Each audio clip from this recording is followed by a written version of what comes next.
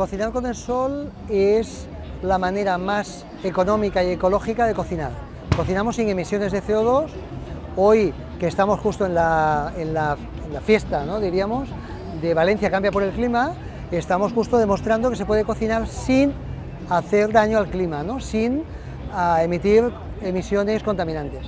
Hoy todo el producto que hemos usado es de aquí, de la Huerta Valenciana, hemos cocinado con el sol y todo el producto es ecológico además, con lo cual hemos hecho una actividad totalmente sostenible, producto kilómetro cero, cocinado con el sol, sin emisiones, y animamos a todo el mundo a que mire el sol con otros ojos, se ponga placas solares fotovoltaicas, térmicas y utilice el sol en el país del sol, que eso sería lo lógico.